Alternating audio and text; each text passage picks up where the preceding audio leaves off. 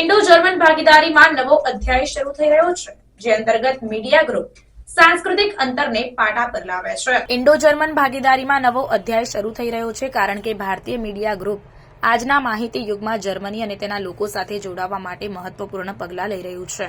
આ પહેલ પરસ્પર સમજણ માટે એક પ્લેટફોર્મ પ્રદાન કરવાનો હેતુ ધરાવે છે, જે બંને દેશો વચ્ચે ઊંડા સાંસ્કૃતિક અને સામાજિક સંબંધોને પ્રોત્સાહન આપે છે. તાજેતરમાં ન્યૂઝ 9 ગ્લોબલ સમિટમાં પ્રધાનમંત્રી નરેન્દ્ર મોદીએ આ પહેલના મહત્વને હાઇલાઇટ કર્યું. તેમણે જણાવ્યું, હું ખુશ છું કે ભારતનું એક મીડિયા ગ્રુપ આજના માહિતી યુગમાં જર્મની અને જર્મન લોકો સાથે જોડાવા માટે પ્રયત્ન કરી રહ્યું છે. આ ભારતના લોકો માટે જર્મની અને જર્મન લોકોને સમજવા માટે એક પ્લેટફોર્મ પણ પ્રદાન કરશે. ભારતના ટીવી 9 દ્વારા FAU, સ્ટુટગાર્ટ અને બાડન-વુર્ટેમ્બર્ગ સાથે સહયોગમાં આયોજિત આ summit India Germany sustainable growth માટેનો માર્ગ થીમ પર કેન્દ્રિત હતી. આ થીમ ભારત અને જર્મની વચ્ચેની જવાબદાર ભાગીદારીને પ્રતિબિંબિત કરે છે, જે ટકાઉ વિકાસ અને પરસ્પર વૃદ્ધિ પર મૂકે ભાર છે. છેલ્લા કેટલાક વર્ષોમાં ભારત અને જર્મની વચ્ચેનો સંબંધ નોંધપાત્ર રીતે મજબૂત થયો છે. આ ભાગીદારી વધતી આર્થિક સહકાર, વ્યૂહાત્મક સંવાદો અને પરસ્પર રોકાણોથી ચિહ્નિત છે. જર્મની દ્વારા પ્રકાશિત ફોકસ ઓન ઇન્ડિયા દસ્તાવેજ ભારતના વ્યૂહાત્મક મહત્વને દર્શાવે છે અને દ્વિપક્ષીય સંબંધોને વધુ ઊંડા બનાવવાની વ્યાપક વ્યૂહરચના દર્શાવે છે. મીડિયા ગ્રુપની પહેલ સાંસ્કૃતિક વિનિમયને વધારવા અને લોકોથી લોકો જોડાણ માટે એક પ્લેટફોર્મ પ્રદાન કરવાની અપેક્ષા છે.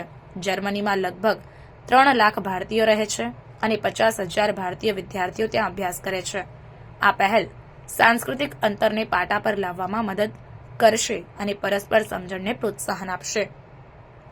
ભારત અને જર્મની વચ્ચેની ભાગીદારી માત્ર ઐતિહાસિક, આર્થિક અને વ્યૂહાત્મક સહકાર સુધી મર્યાદિત નથી. તેમાં ટેકનોલોજીકલ નવીનતા, ટકાઉ વિકાસ અને શૈક્ષણિક વિનિમય પણ શામેલ છે. મીડિયા ગ્રુપના પ્રયાસો સંવાદ અને સહકાર માટે એક પ્લેટફોર્મ પ્રદાન કરીને આ સંબંધોને વધુ મજબૂત બનાવશે. વિશ્વની સૌથી ઝડપી વધતી મોટી અર્થવ્યવસ્થા તરીકે ભારત વધતું રહે છે, ત્યારે આવી પહેલો આંતરરાષ્ટ્રીય ભાગીદારીને પ્રોત્સાહન આપવા માટે મહત્વપૂર્ણ છે. જર્મની ભારતની સંભાવનાને ઓળખીને આ સંબંધને વધારવા માટે મહત્વપૂર્ણ પગલાં લીધા છે. મીડિયા ગ્રુપની પહેલ આજના વૈશ્વિકકૃત વિશ્વમાં સાંસ્કૃતિક અને સામાજિક જોડાણોના વધતા મહત્વનો પુરાવો છે. મિનિસ્ટર विनफ्रीड, कैबिनेट में मेरे सहयोगी ज्योतिरादित्य सिंधिया और इस समिट में शामिल हो रहे देवी और सज्जनों, इंडो जर्मन पार्टनरशिप में आज एक नया अध्याय जुड़ रहा है. भारत के टीवी 9 ने फ्राउ एफ बे, स्टुटगार्ट और बाडेन व्यूर्टेम्बर्ग के साथ जर्मनी में इस समिट आयोजित की है. मुझे खुशी है कि भारत का एक मीडिया समूह आज के इंफॉर्मेशन युग में जर्मनी और जर्मन लोगों के साथ कनेक्ट करने का प्रयास कर रहा है. इससे भारत के लोगों को भी जर्मनी और जर्मनी के लोगों को समझने का एक प्लेटफॉर्म मिलेगा. मुझे इस बात की भी खुशी है कि न्यूज़ 9 इंग्लिश न्यूज़ चैनल भी लॉन्च किया जा रहा है.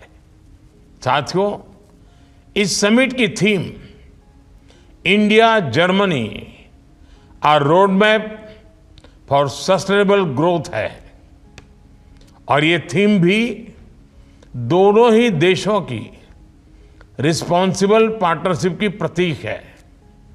बीते 2 दिनों में आप सभी ने इकोनॉमिक इश्यूज के साथ साथ स्पोर्ट्स और एंटरटेनमेंट से जुड़े मुद्दों पर भी बहुत सकारात्मक बातचीत की है. साथियों, यूरोप जियो पॉलिटिकल रिलेशंस और ट्रेड एंड इन्वेस्टमेंट दोनों के लिहाज से भारत के लिए एक इम्पोर्टेंट स्ट्रेटेजिक रीजन है और जर्मनी हमारे मोस्ट इम्पोर्टेंट पार्टनर में से एक है.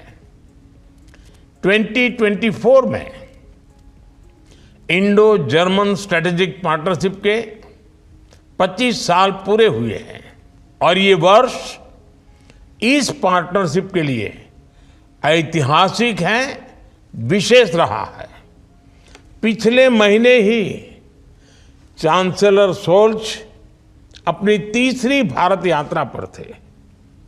12 वर्षों बाद दिल्ली में Asia Pacific conference of the German businesses का आयोजन हुआ। इसमें जर्मनी ने focus on India document release किया। यही नहीं, skilled labour strategy for India उसे भी रिलीज किया गया। जर्मनी द्वारा निकाली गई ये पहली कंट्री स्पेसिफिक स्ट्रेटेजी है। साथियों, भारत जर्मनी स्ट्रेटेजिक पार्टनरशिप को भले ही 25 वर्ष हुए हो, लेकिन हमारा आत्मीय रिश्ता शताब्दियों पुराना है। यूरोप की पहली संस्कृत ग्रामर, ये बुक्स को बनाने वाले शख्स एक जर्मन थे। 2 जर्मन मर्चेंट्स के कारण जर्मनी यूरोप का पहला ऐसा देश बना जहां तमिल और तेलुगु में किताबें छपी। आज जर्मनी में करीब 3 लाख भारतीय लोग रहते हैं। भारत के 50,000 छात्र जर्मन यूनिवर्सिटीज में पढ़ते हैं और ये यहाँ पढ़ने वाले फॉरेन स्टूडेंट्स का सबसे बड़ा समूह भी है। भारत जर्मनी रिश्तों का एक और पहलू भारत में नजर आता है। आज भारत में 1800 से ज्यादा जर्मन कंपनियां काम कर रही है। इन कंपनियों ने पिछले 3-4 साल में $15 बिलियन का निवेश भी किया है। दोनों देशों के बीच आज करीब $34 बिलियन का बायलैटरल ट्रेड होता है। मुझे विश्वास है आने वाले सालों में ये ट्रेड और भी ज्यादा बढ़ेगा।